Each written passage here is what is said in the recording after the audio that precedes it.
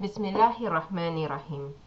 En el nombre de Allah, el compasivo, el misericordioso. Assalamu alaikum wa rahmatullahi wa barakatuh. La paz, las bendiciones y la misericordia de Allah estén con ustedes. Sean bienvenidos a este breve video tutorial para indicar cómo ser musulmana, o también válido para otra persona que quiera saber cómo ser musulmana en general, ¿no? Lo primero que me gusta mencionar a las personas interesadas en el Islam es que primeramente, si están interesadas en ser musulmanes, lo hagan únicamente por decisión propia. Lo hagan por decisión propia, por convencimiento propio. No lo hagan por otro ser humano. ¿Por qué digo esto? En ocasiones hay personas que simplemente quieren hacerse musulmanes o musulmanas por casarse tal vez con una pareja que es de esta religión, ¿verdad? Entonces no tiene sentido hacerlo por alguien más, sino es por que tú realmente estás convencida o convencido y porque esto es lo que tú has decidido para ti. Porque la persona con la que tú te vayas a casar puede fallarte, puede irse de tu vida, pueden terminar en divorcio, pero tu creencia debe mantenerse contigo. A veces pasa, ¿no? Que, digamos, una persona se hace musulmana solo para casarse con alguien musulmano o musulmana, y cuando el divorcio aparece y el matrimonio termina, entonces vuelven a su creencia previa. Y no se trata de eso. El ser musulmano o ser musulmana no es un juego. Hazlo ciertamente solo si estás totalmente convencida o convencido de que esta es la religión y forma de vida que quieres para ti, independientemente de cómo resulte un matrimonio con alguien que sea de esta religión, ¿no? Entonces, eso, para tenerlo en claro, hay que hacerlo por uno mismo, no por complacer a otro ser humano, ¿ok? Por otro lado, me gusta aclarar también en un principio que no necesita uno ser árabe para ser musulmán, y que ser musulmán no significa ser árabe.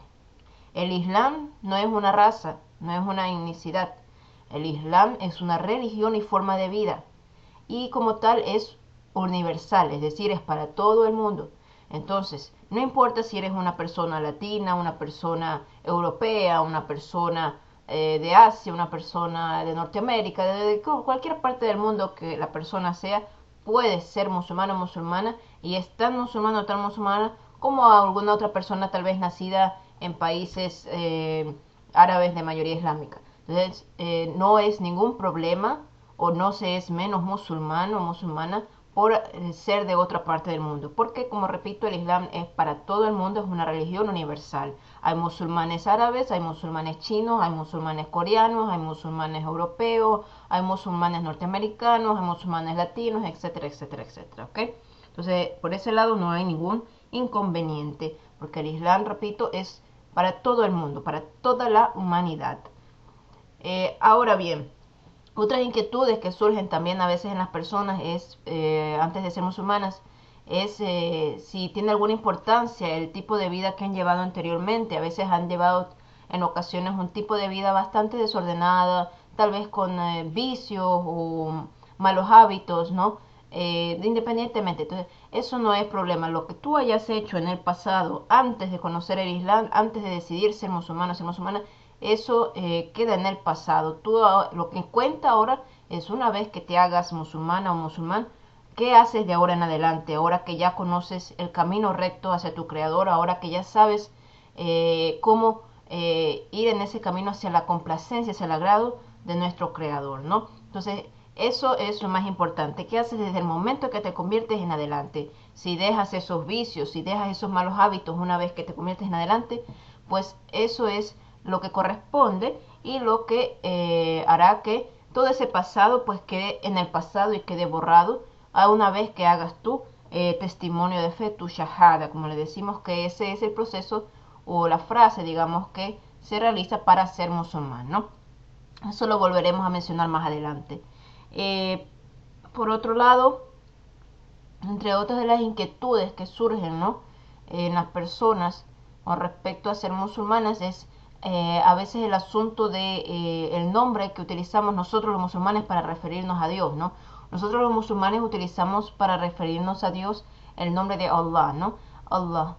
Allah no es otro Dios, o no es, no se refiere a otro Dios, es el único Dios que existe, el Creador, ¿verdad? Simplemente elegimos decirle por su nombre propio, que creemos que es Allah, porque así él se llamaba a sí mismo. Y Allah, pues en idioma árabe, traducido al español, no significa solamente Dios, ¿verdad? Cuando yo digo Dios en español, por ejemplo, puedo yo decir con esa misma palabra, no es realmente sagrada, porque esa misma palabra, se la pongo con minúscula y puedo utilizarla para indicar cualquier otra divinidad pagana, tal vez, ¿no? En cambio, también puedo utilizar la palabra Dios en español para hacer palabra en plural, diosa, perdón, dioses, o para hacerla en femenino, diosa, o sea, se presta mucha manipulación, no pierdes la connotación de sagrada esa palabra. Pero en cambio, cuando tú dices Allah, esa palabra tú no puedes cambiarla en género o en número, no puedes hacerla plural, no puedes hacerla femenina. Es única esa palabra, digamos, para referirse en su significado al Dios uno y único digno de la adoración, ¿no? Entonces, cuando tú estás diciendo el nombre de Allah, estás especificando de una vez que estás refiriéndote al Dios uno y único digno de la adoración. No solamente estás diciendo Dios, sino estás implicando su carácter de que Él es uno, un solo Dios existe, y que Él es único en sus atributos y que solo a Él se debe adorar, ¿no? Entonces miren lo hermoso, lo perfecto de mencionar a Dios por su nombre propio, Allah, ¿no?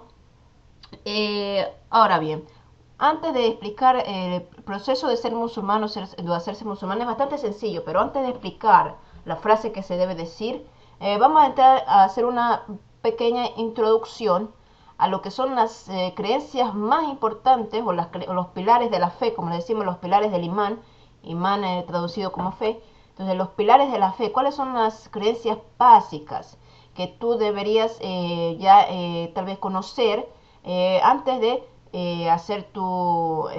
antes de ser musulmán, o si ya eres musulmán, cuáles son las creencias básicas que debes tener en cuenta, ¿no? Vamos a hacer una breve explicación de cada una de ellas, ¿no? Estos son los pilares del imán, o los pilares de la fe, y son seis, ¿no? Podríamos decir que son nuestras creencias básicas, y que todo musulmán debe creer en esas seis creencias, en esos seis pilares de la fe, porque descreer en uno de ellos, entonces no está completa tu fe como musulmán, ¿no? Tienes que, para ser musulmán, tienes que creer en todas y cada una de estos 6 puntos que vamos a mencionar a continuación, ¿no? El primer pilar de la fe, o la primera creencia, es obviamente la creencia en Allah.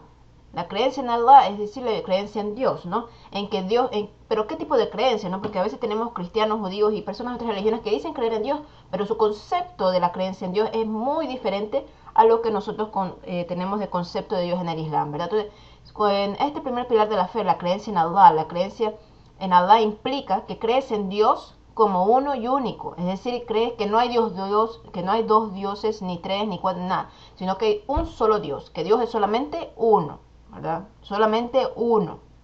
Crees que Dios es único, es decir, que Él no se parece a nadie, ni nadie se parece a Él, porque Él es único en sus atributos. Él no tiene copartícipes, no tiene asociados, es decir, que no tiene iguales, ¿no? No hay otros dioses junto con él, o semidioses, como le quieran llamar, o semidivinidades, no. Simplemente hay un solo Dios y no tiene iguales, nadie está a su nivel, ¿verdad? Él, obviamente, Él es el creador, pero Él no ha sido creado, ¿verdad? Él es el creador, pero Él no ha sido creado, Él no tiene ni principio ni fin, Él es eterno, ¿verdad? Él se basta a sí mismo, Él no necesita de nadie. Nosotros como creación suya sí necesitamos de Él, ciertamente. Él es nuestro todo, pero Él como Dios no necesita de nadie, ¿no? Y creemos también en que Él tiene sus atributos divinos, ¿verdad? Ahora bien, pues una vez que tienes en claro la creencia que solamente hay un Dios, que es uno y único, y que solamente a Él lo adoramos, ¿ah? Solamente a Él lo adoramos. Cuando tú dices musulmán implica que todo tipo de acto que implique adoración va dirigido únicamente a Dios, únicamente a Dios, únicamente a Allah. No puedes tú adorar a otras cosas o a otros seres que no sea solamente a Dios, ¿verdad? Es decir, que no vamos a adorar imágenes, no vamos a adorar estatuas, no vamos a adorar profetas, no vamos a adorar a los ángeles, no vamos a adorar a nadie que no sea solamente Dios. Solamente a Dios adoro, y eso es algo que tenemos que tener bien en claro una vez que decides ser musulmana o ser musulmán. El segundo pilar de la fe o la segunda creencia básica, podríamos decir, se trata sobre la creencia en los ángeles. ¿Ah? La creencia en los ángeles. Ciertamente nosotros los musulmanes creemos en los ángeles, creemos que ellos existen, obviamente. Creemos que fueron creados por ¿quién? Por Dios, obviamente, por Allah. Fueron creados por Allah. Y ellos no tienen libre albedrío. Ellos no tienen libre albedrío.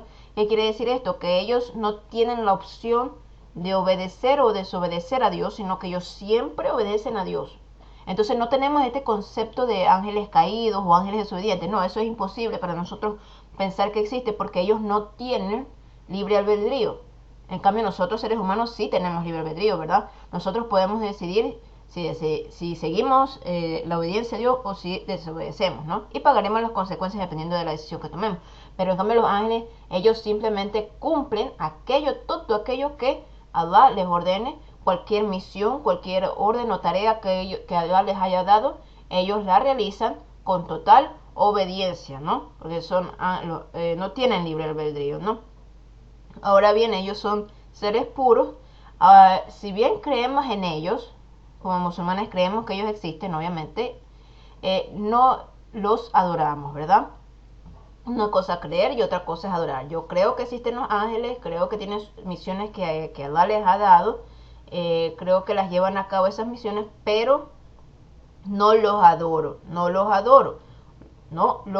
porque repito, como ya lo mencioné anteriormente en el pilar primero, solo adoramos a Dios, ¿ok? No le rezo a los ángeles, no le pongo velita a los ángeles, nada, ningún tipo de adoración a los ángeles. Mi adoración va dirigida directamente al Creador, no a ningún ser de su creación ni a ninguna cosa, ¿ok? Entonces, creemos en los ángeles, pero no los adoramos, ¿no? Entre, por ejemplo, algunos de los ángeles en el que podríamos mencionar algunas de sus misiones, ¿no? Creemos, por ejemplo, que hay ángeles, el ángel de la muerte, obviamente, ¿no? El que viene a tomar el alma de la persona al morir. Los ángeles, por ejemplo, que escriben nuestras buenas obras y nuestras malas obras, ¿no? Son el ángel de la derecha y de la izquierda. El de la derecha escribe las buenas obras que hacemos y el de la izquierda las malas obras que hacemos, ¿no? Entre otros ángeles con otras misiones, ¿no?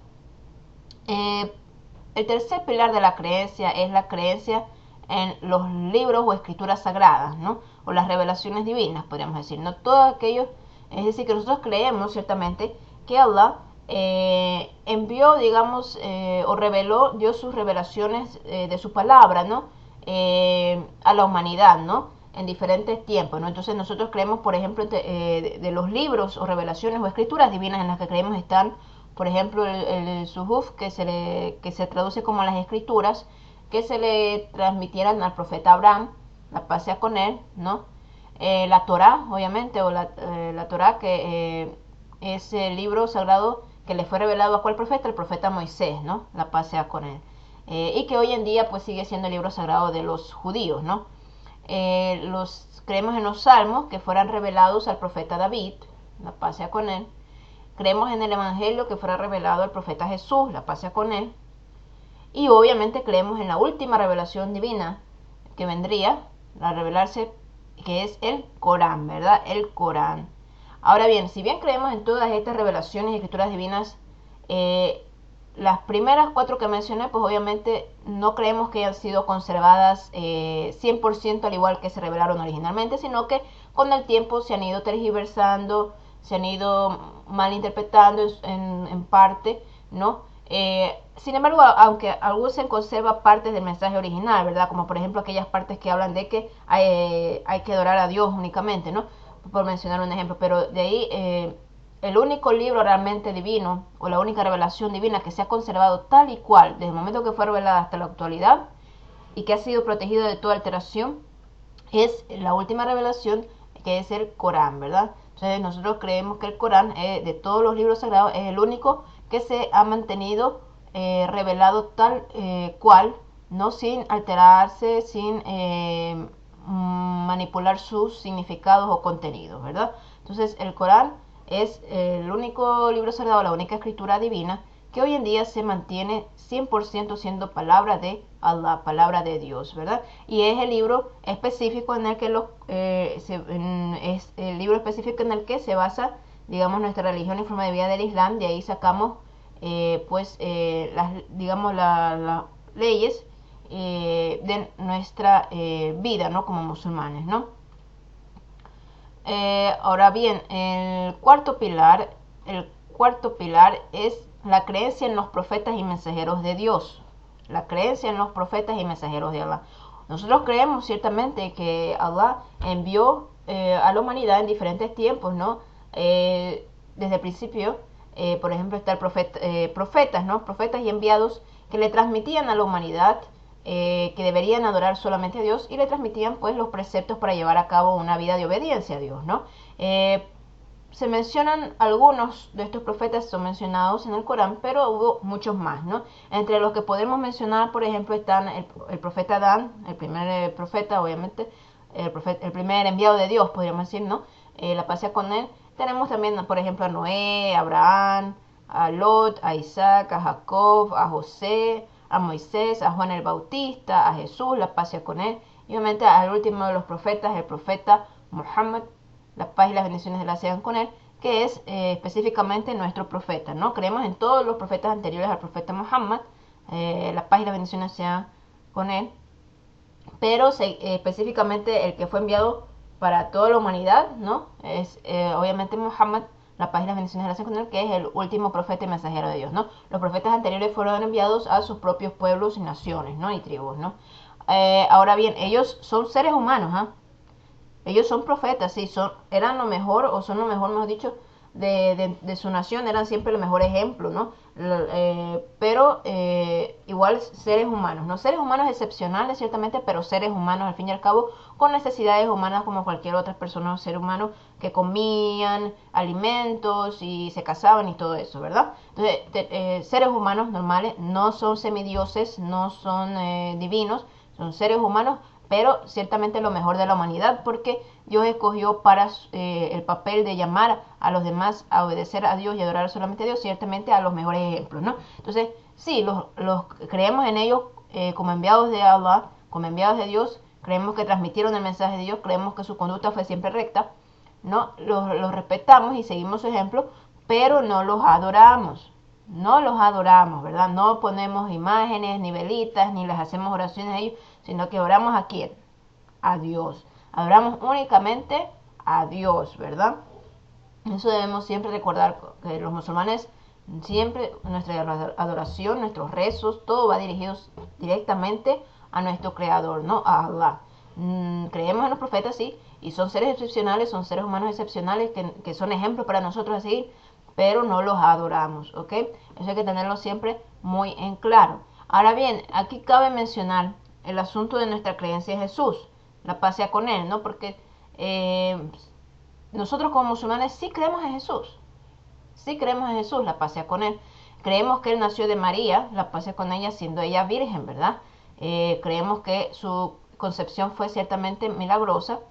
Jesús, la paz sea con él, es un profeta de Allah, un profeta de Dios, que fue enviado, ¿no? En su primera venida al mundo, él fue enviado a los hijos de Israel, ¿no? A su nación, obviamente. Sin embargo, pues, él estuvo ciertamente en peligro de ser asesinado, por lo que él fue protegido por Allah, para que no lo crucificaran, sino que Allah elevó a Jesús, la paz sea con él, en cuerpo y alma, a los cielos, ¿no? A los cielos, y pues en su lugar fue crucificado otra persona, ¿no? Otra persona que pensaron que era Jesús, ¿no? La paz sea. Entonces, nosotros no creemos que Jesús, la paz sea con él, que el profeta Jesús, la paz sea con él, haya muerto en su primera venida al mundo, no, sino que él fue ascendido a los cielos por Dios en cuerpo y alma, es decir, que él no murió en su primera venida, que él todavía está. Nosotros creemos que él va a venir por segunda vez, ¿no? Él va a venir por segunda vez, pero en su segunda venida, que será uno de los signos de los finales de los tiempos, no viene en rol de profeta. No viene en rol de profeta. Él ya hizo su rol de profeta en su primera venida, ¿verdad? Entonces, en la segunda venida, él no viene como profeta, sino que él viene a ser parte de la comunidad del profeta Muhammad, es decir, viene a ser parte de esta umma, de esta comunidad de musulmanes, viene a vivir de acuerdo al Corán, que fue la última revelación divina, y de acuerdo a la sunna, que son las enseñanzas del profeta Muhammad, la paz y las bendiciones con él. Entonces Jesús en su segunda venida no viene a traer un nuevo mensaje, no, por el contrario, viene a vivir de acuerdo a la última revelación divina y las enseñanzas del último profeta, que fue el profeta Muhammad, la paz y las bendiciones las sean con él, ¿verdad? Entonces, entre otras de las cosas que viene a hacer Jesús en su segunda venida es, pues, eliminar el famoso anticristo, como le conocen, o podemos traducirlo también como el falso Mesías, ¿no? Jesús en su segunda venida viene a eliminar, a acabar con el anticristo o con el falso Mesías, que le decimos Dayal nosotros, viene a acabar con él, pues, y viene en su segunda venida, pues él se casará, tendrá hijos, rezará con los musulmanes y todo eso. O sea, será parte de nuestra comunidad, ¿no? Habrá otras cosas más, pero eso puede, para más información pueden leer documentos que hablen sobre Jesús, la paz con él en el Islam, ¿no? Pero eso, lo que debemos tener en claro en esta parte es que para nosotros los musulmanes, Jesús, la paz con él, es un profeta de Dios, ¿no? Un enviado de Dios, un ser humano. No es hijo de Dios para nosotros, ni tampoco es Dios hijo, ni tampoco es Dios encarnado, no. Jesús, la paz con él, para nosotros es un ser humano, pero ciertamente un gran ser humano porque él fue un profeta de Dios, ¿verdad? Un profeta de Allah, un enviado de Allah.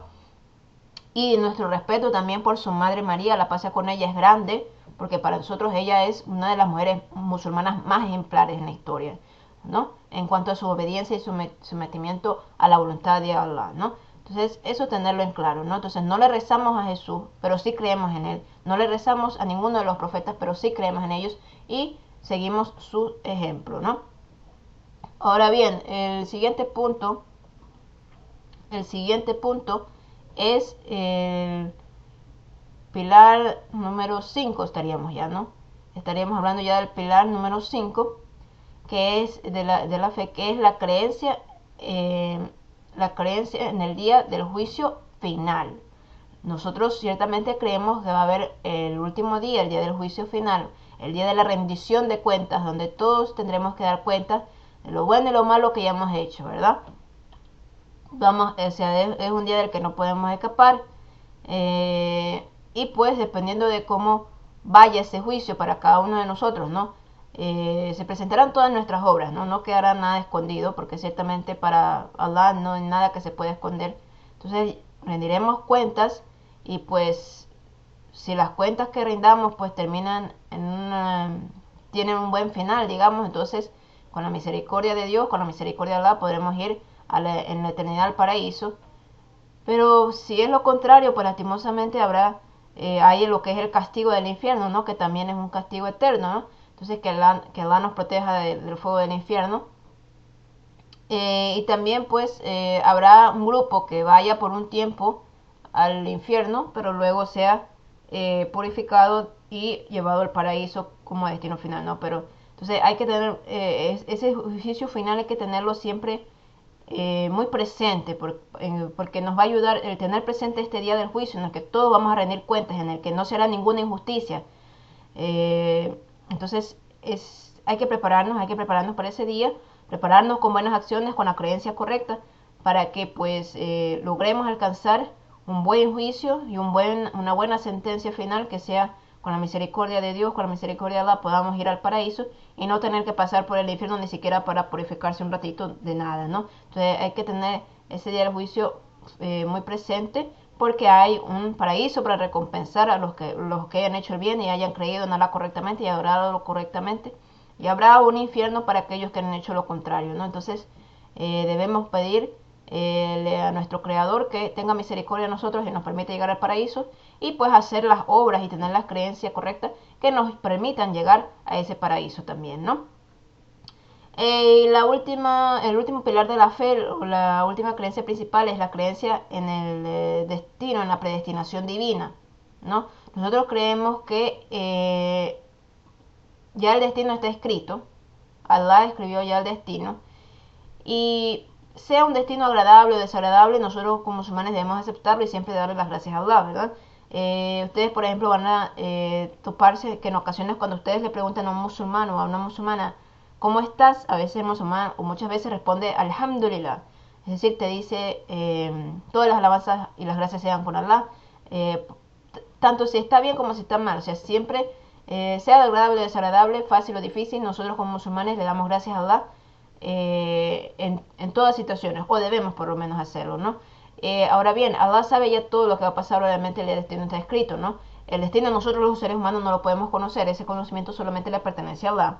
Entonces, como nosotros no sabemos qué destino está preparado para nosotros, tenemos que hacer nuestro mejor esfuerzo para que, hacer nuestra parte, ¿no? Para que ese destino pues sea el mejor, ¿no? Hacer nuestra parte en actuar correctamente, ¿verdad? Y no utilizar el destino como excusa para justificar alguna mala acción o cualquier, por ejemplo, hay gente que dice, ay, estaba en mi destino que yo sea, qué sé yo, por poner un ejemplo, que yo sea vago. Y entonces excusarse con la creencia en el destino para no hacer ningún esfuerzo en la vida no está bien. No, de eso no se trata la creencia en el destino. No, simplemente tú crees que ya el destino está escrito, que crees que Allah lo sabe, lo que va a suceder, pero tú tienes que hacer tu parte para luchar por aquello que quieres en tu vida, ¿verdad? Tienes que hacer tu parte, porque tú no sabes qué destino está escrito para ti, pero tú lo que sí sabes es que tienes una responsabilidad para contigo mismo y ante Allah, de hacer las cosas bien. Tienes que hacer las cosas bien, tienes que hacer tu esfuerzo por aquello que quieres, ¿no? Ahora bien, esto en cuanto a una breve explicación, digamos, de los 6 pilares de la fe, en el Islam, ¿verdad? Ahora bien, brevemente vamos a también hablar de que si ya tú tienes claro estos 6 pilares, estas 6 creencias básicas, ¿no? Posiblemente o muy posiblemente ya tú estás listo para hacer tu testificación de fe para ser musulmán, ¿no? Pero antes de explicar cómo hacer el shahada, cómo hacer la testificación de fe para ser musulmán, voy brevemente a mencionar los 5 pilares del Islam. Los 5 pilares del Islam, que son, en otras palabras, digamos, los rituales de adoración principales, ¿no? Que hace la persona musulmana, ¿no? Entonces estos son 5, los llamamos los pilares del Islam, ¿no? Básicamente son los rituales de adoración más importantes, ¿no? El primero es el shahada, que lo traducimos como testimonio de fe.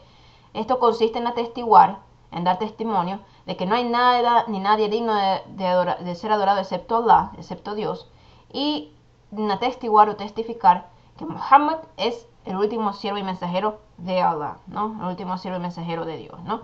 Eso con respecto al shahada, ¿no? Entonces eso lo vamos a explicar también al final de este video tutorial, cómo se dice y cuáles son sus condiciones, ¿no? Ahora bien, el siguiente pilar del Islam es el salah, la oración. La oración. Los musulmanes y las musulmanas rezamos 5 veces al día, en 5 momentos del día. Y esto es algo que es obligatorio para todo musulmán y toda musulmana, tanto hombres como mujeres, una vez que han llegado a la pubertad o que tienen una cierta edad de entendimiento. Todos rezamos 5 veces al día. Hay que hacer estas oraciones en su debido tiempo. Cada una de estas oraciones tiene un momento del día en el que hay que realizarlas y hay que cumplir con sus condiciones, ¿no? Entonces, esto es importantísimo. Una vez que ustedes ya se hayan hecho musulmanes, lo que sigue inmediatamente, mejor dicho, que deben hacer es preocuparse en empezar a hacer sus oraciones, averiguar el horario de sus oraciones en su ciudad y empezar a realizarlas, ¿no? Hay bastante material, videos tutoriales, gráficos tutoriales por internet que les pueden servir para ir aprendiendo, ¿no? Pero no porque no sé, no lo hago, o espero un año para aprender y de ahí empiezo a rezar, no. El rezo se vuelve obligatorio para ustedes, para todos nosotros, una vez que hacemos el shahada, ¿no? Entonces, si ya te haces musulmán, desde ahí ya es obligatorio para ti el hacer la oración. Pero obviamente, como todavía estás aprendiendo, puedes ayudarte con notas, con apuntes que te ayuden hasta que lo memorices todo, ¿no? Entonces, como son 5, pero tienes que hacerlo los 5 momentos al día, tienes que hacer los 5 momentos al día las oraciones. Obviamente al principio tal vez no va a ser como tan perfecto como se debe, digamos, pero tú tienes que hacer ese esfuerzo de ir haciéndolo lo mejor que puedas en los 5 momentos que eso poco a poco tú vas a irlo mejorando y dominándolo, ¿no? Pero hay bastantes recursos en internet que podemos recomendar para ir aprendiendo a hacer la oración, porque es un pilar importantísimo el Islam, esa conexión constante con tu creador, esa conciencia de que debes adorar a tu creador y hacerlo esos 5 momentos al día es importantísimo, no es un juego. La diferencia hay narraciones que mencionan que la diferencia entre el musulmán y el incrédulo es la oración. Entonces esto es una parte importantísima. El rechazar la oración o el dejarla de hacer es una grave situación, grave pecado para cualquier musulmán, ¿ok? Eh, Ahora bien, el otro pilar del Islam, viene a ser lo que es el zakat. El zakat, que es una contribución obligatoria anual, digamos una caridad obligatoria anual, que la da el rico al pobre. La da el rico al pobre, ¿no? Entonces, de sus ganancias anuales en un año islámico, porque el año islámico es de acuerdo al calendario lunar, no es lo mismo que el año gregoriano. Entonces, la persona que es rica, ¿no? En un año da el 2.5% de sus ganancias, de las ganancias que haya hecho, las ganancias netas que haya hecho en un año islámico, ¿no? Entonces, cada año, si él tiene la cantidad de riqueza que se considera para que una persona, para que le sea obligatorio pagar, entonces paga el 2.5% de sus riquezas, ¿no? Y esta contribución o esta caridad obligatoria, repito, es del rico al pobre.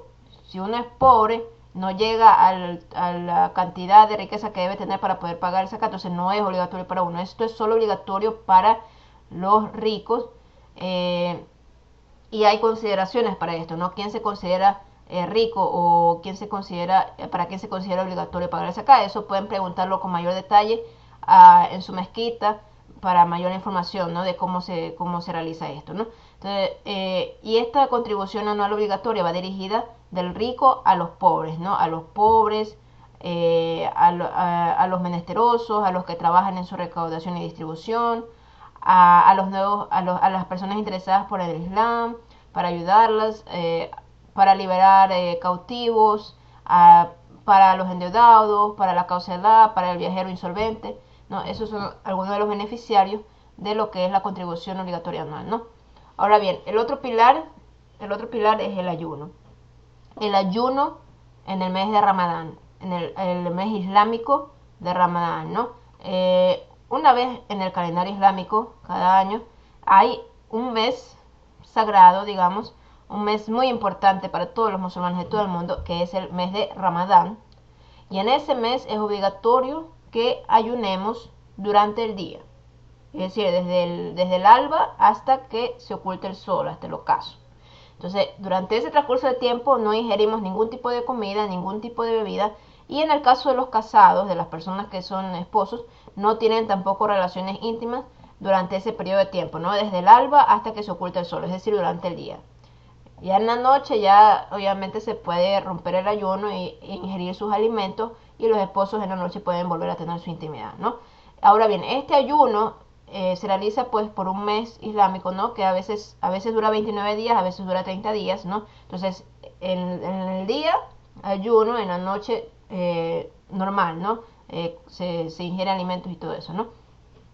Ahora bien, esto es obligatorio, ¿verdad? Pero si el ayuno, por ejemplo, causa un malestar, como agrava una enfermedad, ¿no? Si se trata de un enfermo, que el ayuno le agrava su enfermedad o le imposibilita mejorarse, entonces esa persona puede romper su ayuno, es decir, puede no ayunar hasta que se mejore, ¿no? Hasta que su salud esté mejor, entonces compensa, ¿no?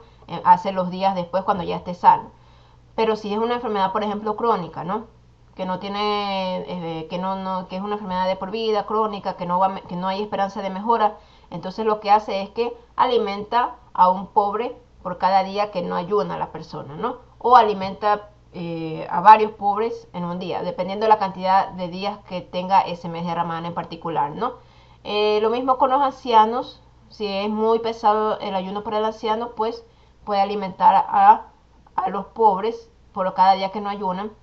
En cuanto a la mujer, cuando menstrua, en ese periodo de menstruación, ella no ayuna, pero recupera esos días después del Ramadán, ¿no? Cuando ya no esté menstruando.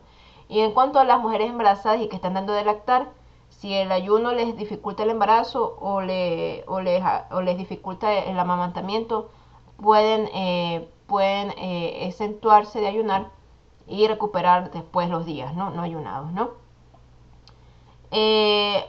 Y por último tenemos la peregrinación a la Meca, No consiste, esto es solamente para quien tenga tanto el dinero para hacerlo, es decir, la posibilidad económica, como para que tenga la condición física de poder hacerlo, ¿no? Es decir, que tienes que tener tanto la condición financiera como física para poder hacerlo. Si eres una persona pobre que nunca se puede pagar un viaje a la Meca, entonces no es obligatorio para ti hacer la peregrinación, a menos que algún día tengas lo suficiente como para hacerlo, ¿no? Si eres una persona en cambio que sí tiene el dinero, pero que es una persona tal vez que es paralítica, que no puede hacer la peregrinación realmente físicamente hablando, entonces no es obligatorio para esa persona, ¿no? Entonces es obligatorio simplemente para quienes tengan los medios financieros y físicos para hacer la peregrinación a la Meca, ¿no? Ese sería pues el último pilar. Es suficiente con hacerlo una sola vez en la vida, con hacer una sola vez en la vida, para aquellos, repito, que puedan hacerlo, tanto física como financieramente, entonces es suficiente, ¿no? Y quien no puede hacerlo, pues no cae en pecado porque no tiene ni los medios físicos ni económicos para hacerlo, ¿no? Entonces, eso con respecto a una explicación breve, digamos, o básica, de lo que son los pilares de la fe, como musulmanes que tenemos, y los ritos de adoración principales, ¿no?, que tenemos como musulmanes. Ahora bien, ¿cómo se hace específicamente el proceso de ser musulmán o ser musulmana? Eso es bastante sencillo. Nosotros le llamamos shahada, ¿no? Shahada, el shahada que significa, lo podríamos traducir como testificación de fe.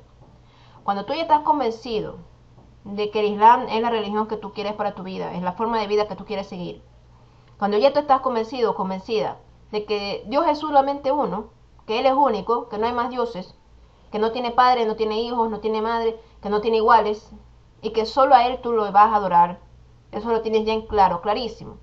Y crees en todos los profetas de Dios, incluyendo al último profeta, el profeta Muhammad, la paz y la bendición de la con él. Y pues ya explicamos las otras creencias básicas, ¿verdad? Entonces, si esto ya está totalmente afianzado en tu mente y en tu corazón, entonces ya tú te sientes listo para hacer tu testificación de fe, tu shahada, ¿no? Entonces, es un proceso bastante sencillo. Si tienes una mezquita en tu localidad, te recomiendo que contactes a la mezquita local, o la más cercana, o el centro islámico más cercano, y te comunicas con ellos para decirles que quieres hacer tu shahada, ¿no? Tu testificación de fe, quieres hacerte musulmán, para que lo puedas hacer presencialmente con la comunidad como testigos, ¿no? Si no cuentas con una comunidad musulmana local, si no hay más musulmanes en tu área, si no hay mezquita en tu área, si no hay forma de que tú puedas contactarte con musulmanes en persona para que hagas tu shahada teniéndolos a ellos como testigos preferiblemente, no hay problema. Hay hoy en día también la facilidad del medio virtual, si quieres, por ejemplo, hacerlo por medio virtual, ¿no? Por medio virtual hay varios chats online, en línea, con personas musulmanas que pueden ayudarte en este proceso de hacer el shahada, ¿no? Por internet. Hay esos servicios, ¿no? O por último, ¿no? Si no, no necesitas, incluso, esto no es obligatorio, ¿eh? Esto es una recomendación, ¿no? Pero si tú ya estás convencido de mente y corazón en este momento que tú quieres ser musulmán, entonces puedes hacerlo ahora mismo, desde donde te encuentres, en tu hogar, en tu habitación, en donde te encuentres, donde estés escuchando este video, desde donde lo estés viendo, puedes hacerlo ya diciendo tu shahada, haciendo tu testificación de fe. La shahada es simplemente una frase que tiene dos partes. La decimos primero en árabe y luego te decimos su traducción pues al español, ¿no? Para entender lo que estamos diciendo, ¿no? Entonces, al tú decir estas dos frases con total convencimiento de mente y corazón, automáticamente desde ese momento pasas a ser musulmán o musulmana. ¿Ok? Entonces, en árabe, escucha cómo se dice la frase en árabe y repítela, ¿no? La voy a poner a continuación. أشهد أن لا إله إلا الله وأشهد أن محمدا عبده ورسوله. Ahora bien, vamos a decirla en idioma español también para afianzar lo que hemos dicho en árabe y entenderlo, ¿no? Entonces, en español decimos, yo doy testimonio de que no hay Dios digno de adoración excepto Allah, y yo doy testimonio que Muhammad es el siervo y mensajero de Allah. Entonces, eso es lo único que necesitas tú decir con total convencimiento de fe y corazón, perdón, de mente y corazón, para considerarte oficialmente musulmán o musulmana. Bienvenido, bienvenida al Islam. Allahu Akbar, Allahu Akbar, Allahu Akbar. Allah es el más grande. Él es quien te ha guiado a este camino recto. Pido a Allah que facilite este camino para ti y que te mantenga siempre firme en su camino recto. Amén. Ahora bien, lo que procede a continuación es cuando llegues a tu hogar, tomes una ducha, ¿no? Una ducha que le llamamos ghusl o ablución completa o ablución mayor o el baño mayor.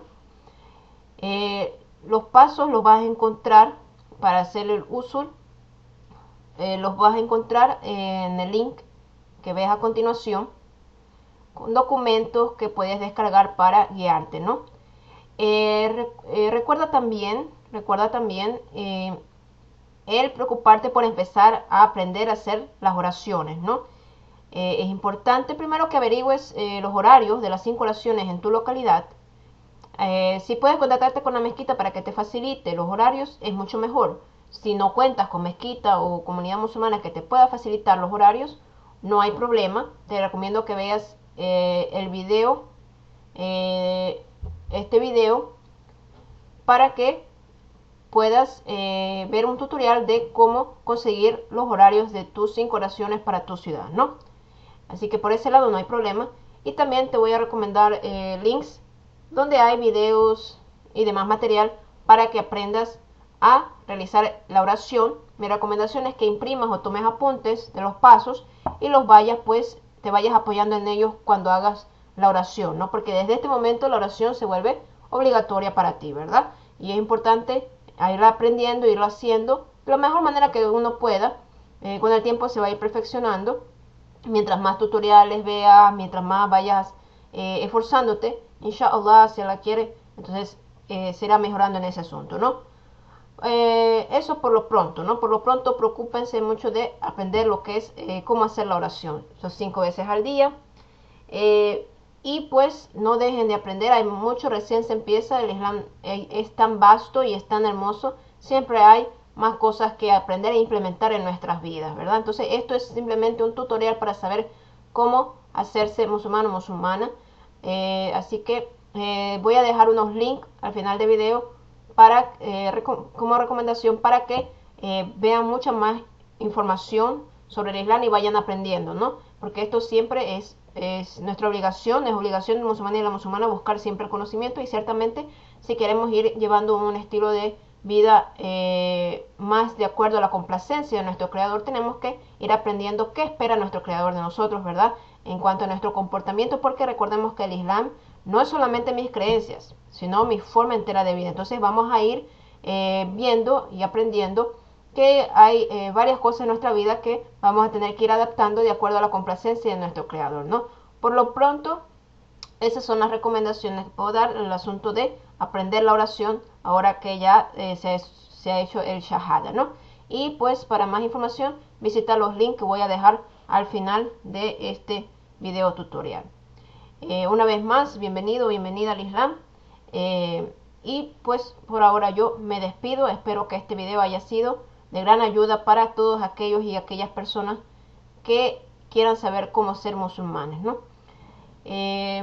Por ahora me despido con el salam. Assalamu alaikum wa rahmatullahi wa barakatuh. La paz, las bendiciones y la misericordia de Allah estén con ustedes.